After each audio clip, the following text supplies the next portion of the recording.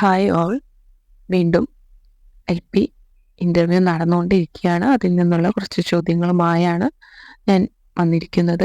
ചോദ്യങ്ങൾ മാത്രമല്ല, ഒപ്പം എന്നാൽ കഴിയുന്ന വിധം പോസിബിളായിട്ടുള്ള ആൻസേഴ്സ് എന്താണെന്ന് കണ്ടെത്തി അതുകൂടി ഉൾപ്പെടുത്താനായിട്ട് ഞാൻ മാക്സിമം ശ്രമിച്ചിട്ടുണ്ട്. എങ്കിൽ പോലും ഞാൻ ഒന്നുകൂടി പറയാണ്, ഇത് എൻ്റെ മാത്രം വേർഷനാണ്. നിങ്ങൾക്ക് ഇതിനേക്കാൾ നന്നായി ചിലപ്പോൾ ഉത്തരം പറയാൻ അറിയുന്നവരായിരിക്കാം. ഞാനും ഒരു കാൻഡിഡേറ്റ് ആണ്. അപ്പോൾ നിങ്ങളുടേതായ ഉത്തരങ്ങൾ, നിങ്ങൾക്ക് ഇതിൽ കൂടുതൽ നന്നായി നിങ്ങൾക്ക് പറയാൻ അറിയുമെങ്കിൽ, അല്ലെങ്കിൽ ആശയങ്ങൾ നിങ്ങളുടെ കയ്യിൽ ഒളിഞ്ഞിരിപ്പുണ്ടെങ്കിൽ അത് കമൻറ്റ് ബോക്സിലായിട്ട് നൽകി കഴിഞ്ഞാൽ, അതിൽ ടൈപ്പ് ചെയ്തിട്ട് കഴിഞ്ഞാൽ എനിക്ക് കൂടി യൂസ്ഫുൾ ആകും. കഴിഞ്ഞ വീഡിയോയിൽ 2-3 പേര് കുറച്ച് പോയിന്റ്സ് ഉൾപ്പെടുത്തിയിരുന്നു.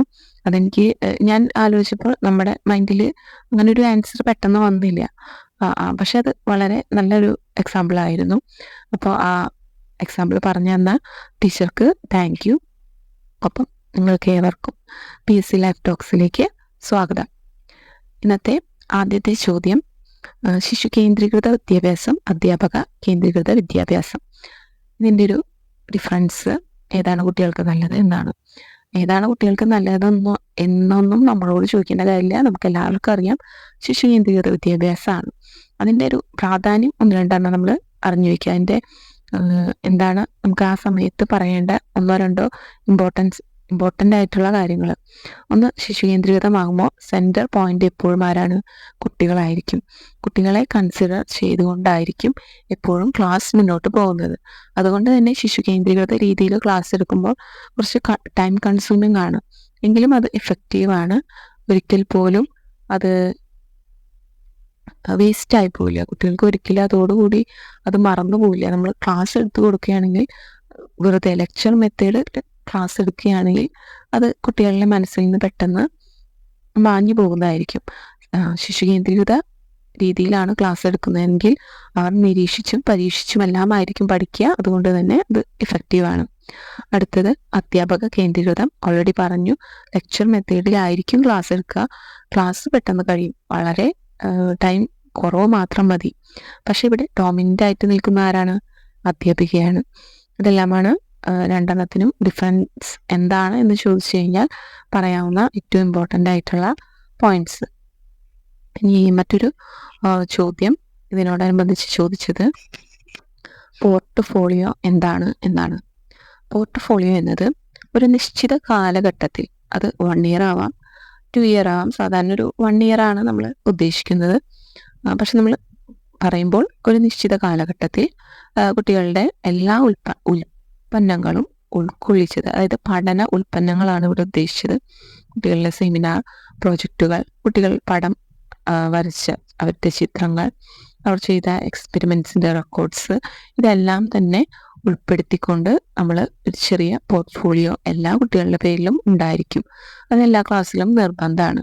1ാം ക്ലാസ് മുതൽ ഇതുണ്ട്. ഇതിനെയാണ് പോർട്ട്ഫോളിയോ എന്ന് നമ്മൾ പറയുന്നത്. ഇതൊരു പഠന രേഖയാണ്. കുട്ടികൾ ക്ലാസ് ചെയ്യുന്ന എല്ലാ പ്രവർത്തനങ്ങളുടെയും ഒരു റെക്കോർഡിക്കലി അത് അതിനെ വിളിക്കുന്ന പേര് പോർട്ട്ഫോളിയോ എന്നാണ്. ഇതെല്ലാം ഒന്നും തന്നെ നമ്മളിപ്പോൾ കുട്ടി വരച്ച ഒരു ചെറു ചിത്രം പോലും നമുക്കത് വേസ്റ്റ് ബാസ്ക്കറ്റിൽ ഇടാനുള്ളൊരു ഇതില്ല, നമ്മൾ റൈറ്റില്ല. നമ്മൾ അത് സൂക്ഷിക്കുക തന്നെ വേണം. അതിനെയാണ് പോർട്ട്ഫോളിയോ. അങ്ങനെ സൂക്ഷിക്കുന്ന ഒരു ബുക്ക്, അതിനെ വേണമെങ്കിൽ നമുക്ക് പോർട്ട്ഫോളിയോ എന്നാണ് വിളിക്കാൻ സാധിക്കുന്നത്. അടുത്തത്, അനക്ഡോട്ടൽ ആൻഡ് കുമുലേറ്റീവ് റെക്കോർഡ്, ഇവ തമ്മിലുള്ള വ്യത്യാസം. അനക്ഡോട്ടൽ റെക്കോർഡ് എന്ന് പറയുന്നത് ഉപാഖ്യാന രേഖ. അതിൽ നിന്നും എൻ്റെ ഡിഫറൻ്റ് ആണ്.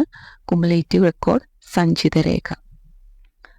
അനക്ഡോട്ടൽ റെക്കോർഡ് അഥവാ ഉപാഖ്യാന രേഖ എന്ന് പറയുന്നത് കുട്ടികളുടെ എന്തെങ്കിലും പ്രത്യേക പെരുമാറ്റങ്ങൾ, അല്ലെങ്കിൽ ചില പ്രത്യേക സന്ദർഭങ്ങളിൽ കുട്ടികളുടെ രീതികൾ, അത് സാധാരണ പെരുമാറ്റ രീതികളിൽ നിന്ന് വ്യത്യസ്തമാണെങ്കിൽ അത് രേഖപ്പെടുത്തുന്ന ഒരു രേഖേനെയാണ് അനക്ഡോട്ടൽ റെക്കോർഡ് അഥവാ ഉപാഖ്യാന രേഖ എന്ന് പറയുന്നത്.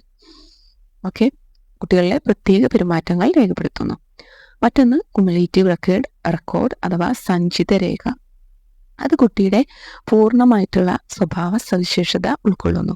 കുട്ടിയുടെ ഏത് ചെറിയ മൂവ്മെൻറ്റ് പോലും അവിടെ നമ്മൾ റെക്കോർഡിക്കലി എഴുതി വയ്ക്കുന്നതിനെയാണ് സഞ്ചിത രേഖ എന്ന് പറയുന്നത്. അതിൽ കുട്ടിയുടെ ഒരു സ്പെഷ്യൽ ആയിട്ടുള്ളൊരു പെരുമാറ്റമോ അല്ലെങ്കിൽ സ്പെഷ്യൽ ആയിട്ടുള്ളൊരു ക്യാരക്ടറോ അങ്ങനെയൊന്നും നമ്മൾ എടുത്തു പറയുന്നില്ല. കുട്ടിയുടെ എല്ലാ കാര്യങ്ങളും അതിൽ ഉൾപ്പെട്ടിട്ടുണ്ടാവും. ഓക്കെ, കുമുലേറ്റീവ് റെക്കോർഡ് ഓർ സഞ്ചിത രേഖ. മറ്റൊന്ന് അനക്ടോട്ടൽ റെക്കോർഡ്, ഉപാഖ്യാന രേഖ. ഓക്കെ, അടുത്ത ചോദ്യം, ഒരു ആസ്വാദനക്കുറിപ്പ് എങ്ങനെ വിലയിരുത്താം എന്നുള്ളതാണ്. ആസ്വാദനക്കുറിപ്പ് എഴുതുമ്പോൾ അതിൽ കവിതയെ പറ്റിയാണ് ആസ്വാദനക്കുറിപ്പ് എഴുതാൻ പറഞ്ഞതെങ്കിൽ കവിത എഴുതിയ കവിതയെ പറ്റി അതുപോലെ ആ കവിതയിൽ നമുക്കിഷ്ടപ്പെട്ട വരി, ആ കവിതയുടെ ഒരു പൊതു ആശയം, ആ കവിതയെപ്പറ്റി നമുക്ക് അതല്ല ആരാണ് ആ ആസ്വാദനക്കുറിപ്പ് എഴുതുന്നത്, അവർക്ക് എന്താണ് പറയാനുള്ളത്, അതുപോലെ ആ കവിതയുടെ സമകാലീന പ്രസക്തി, ഇവയെല്ലാം ഉൾക്കൊള്ളിച്ചുകൊണ്ടായിരിക്കണം ആസ്വാദനക്കുറിപ്പ് എഴുതേണ്ടത്. ആസ്വാദനക്കുറിപ്പ് എഴുതുമ്പോൾ വളരെ ശക്തമായ ഭാഷയായിരിക്കണം, ലളിതമായ ഭാഷയിലായിരിക്കരുത് എഴുതേണ്ടത്, മികച്ച ഭാഷയായിരിക്കണം. അതിൽ തീർച്ചയായിട്ടും ഒരു കവിതയെ അല്ലെങ്കിൽ ഒരു കഥയെ വിലയിരുത്തുമ്പോൾ അതിൻ്റെ എല്ലാ സവിശേഷതകളും ഉൾപ്പെടുത്തിക്കൊണ്ടുള്ള ഒരു ചെറിയ കുറിപ്പ്, ഇതിനെയാണ് ആസ്വാദനക്കുറിപ്പ് എന്നതുകൊണ്ട് നമ്മൾ വ്യക്തമാക്കുന്നത്. ആശയം കണ്ടെത്തുക മാത്രമല്ല, ആസ്വാദന അംശം നമ്മൾ കണ്ടെത്തിയിരിക്കണം, ആ എഴുതിയ വ്യക്തി കണ്ടെത്തിയിരിക്കണം. അതുപോലെ തന്നെ ആ കവിതയിലുള്ള ബിംബങ്ങൾ, വാങ്മയ ചിത്രങ്ങൾ, പ്രയോഗങ്ങൾ, ഉചിതമായ പ്രയോഗങ്ങൾ ഉണ്ടെങ്കിൽ അത്, ഇവയെല്ലാം തന്നെ ഉചിതമായ ഭാഷയിൽ രേഖപ്പെടുത്തിയതായിരിക്കണം ഒരു ആസ്വാദനക്കുറിപ്പ്. ഒരു ആസ്വാദനക്കുറിപ്പും സാധാരണ ഒരു വിവരണം അല്ലെങ്കിൽ ഒരു കുറിപ്പ്, ഇതെങ്ങനെയാണ് വ്യത്യസ്തമാകുന്നത് എന്നൊരു ചോദ്യം കൂടി ചോദിച്ചിരുന്നു. അതും ഇതിനോടൊപ്പം നമുക്ക് പറഞ്ഞാൽ കുറച്ചുകൂടി മനസ്സിലാകാൻ എളുപ്പമുണ്ടാകും. വിവരണം അല്ലെങ്കിൽ ഒരു കുറിപ്പ് എന്ന് പറയുന്നത് എന്തിനെക്കുറിച്ച് നമുക്ക് കുറിപ്പ് തയ്യാറാക്കാം. അതിന് ആശയം ചുരുങ്ങിയ വാക്കുകളിൽ അവതരിപ്പിക്കണം എന്ന് മാത്രമേ ഉള്ളൂ. ഒരുപാട് വിശദീകരണങ്ങൾ ഒന്നും പാടില്ല. അലങ്കാര പ്രയോഗങ്ങൾ കുറിപ്പിൽ തീരെ ഉപയോഗിക്കാൻ പാടില്ല. കുറിപ്പ് എന്ത് സബ്ജക്റ്റിനെ കുറിച്ചാണ് എങ്കിലും ആ സബ്ജക്റ്റിനെ കുറിച്ച് വായിക്കുന്ന വ്യക്തിക്ക് ഒരു പൊതുധാരണ കിട്ടിയിരിക്കണം. ആ ഒരു പൊതുധാരണ ഉണ്ടാക്കുക എന്നതാണ് കുറിപ്പിൻ്റെ ലക്ഷ്യം. അതിന് തീർച്ചയായും ഒരു ശീർഷകം ആവശ്യമാണ്. വളരെ ലളിതമായ, സാധാരണക്കാരന് വായിച്ചാൽ മനസ്സിലാകുന്ന ഭാഷയിലായിരിക്കണം കുറിപ്പ് തയ്യാറാക്കിയിരിക്കുന്നത്. ഇതാണ് ആസ്വാദനക്കുറിപ്പും നമ്മുടെ സാധാ കുറിപ്പ് അല്ലെങ്കിൽ ഒരു വിവരണം എന്നത് തമ്മിലുള്ള വ്യത്യാസം. ഇത് വളരെ ഇമ്പോർട്ടൻ്റ് ആണ്. കാരണം ഒരുപാട് വട്ടം ഈ ഒരു ചോദ്യം റിപ്പീറ്റ് ചെയ്ത് പലരും പറഞ്ഞു. അപ്പോൾ എനിക്ക് തോന്നുന്നു ചോദിക്കാൻ സാധ്യതയുള്ള ഒന്നാണ്. തീർച്ചയായും ഇന്ന് 3-4 വിഷയങ്ങളെ പറ്റി മാത്രമാണ് ഞാൻ പറഞ്ഞിട്ടുള്ളത്. ചെറിയൊരു വീഡിയോ ആണ്. ഏവർക്കും ഉപകാരപ്രദമാകും എന്ന് തന്നെ ഞാൻ വിശ്വസിക്കുന്നു. കൂടുതൽ ചോദ്യങ്ങൾ ഉൾപ്പെടുത്തിക്കൊണ്ട് മറ്റൊരു വീഡിയോ വേഗം തന്നെ ഞാൻ ചെയ്യുന്നതായിരിക്കും. Thank you. സപ്പോർട്ട് ചെയ്ത എല്ലാവർക്കും ഒരുപാട് നന്ദി. Thank you all.